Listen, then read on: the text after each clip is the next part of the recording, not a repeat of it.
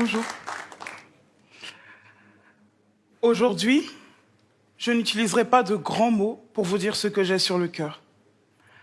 Vous savez, dans cette période de crise, il n'y a pas que nos bouches qui sont masquées. Depuis 1 an, nous, étudiants, avons accueilli un colocataire indésiré. Un colocataire qui porte le nom de précarité. Alors oui, il ne s'installe pas du jour au lendemain dans nos vies. Il s'immisce petit à petit, sans prévenir. Imaginez-vous au supermarché, seul, face aux rayons, devant une multitude d'articles, les examinant et cherchant ceux avec lesquels vous pourrez faire un maximum de repas.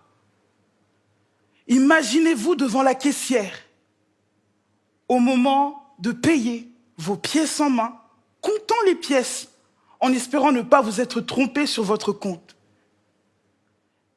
Imaginez-vous avec cette boule au ventre, au moment du passage des articles. Voilà, pour beaucoup d'entre nous, comment la précarité est entrée dans nos vies. Alors oui, c'est bien connu, les étudiants ont toujours été sans le sou. Mais depuis 1 an, tout est décuplé. Privés de nos petits boulots et de nos facs, nous traversons cette crise en silence. Et ce silence fait du bruit. Depuis 1 an, il nous faut faire des choix. Celui de sauter un repas ou se rendre à la banque alimentaire pour prendre un panier de courses. Celui de vendre son ordinateur pour payer son loyer, au risque de ne plus pouvoir étudier correctement.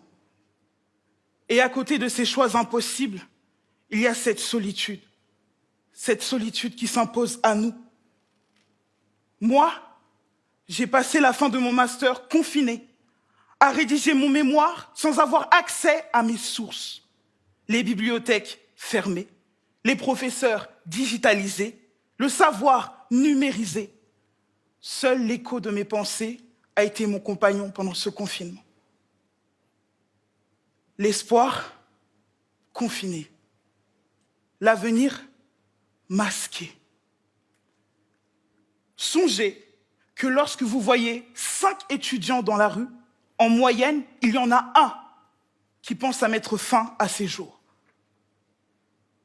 Imaginez ces rêves que l'on se force à oublier, ces années de sacrifice et travail balayées par l'impolitesse de la vie, plus aucun souffle, mais tenu en haleine au rythme des annonces quotidiennes. Voilà où nous en sommes aujourd'hui. Et demain, que deviendrons-nous? Comment sortirons-nous de cette crise? Ce soir, j'ai un appel à vous lancer. Un appel afin que vous regardiez en face nos souffrances. N'oubliez pas que ceux qui tombent dans la précarité aujourd'hui portent votre avenir. Alors faisons tout pour qu'il existe un futur bien meilleur que notre présent.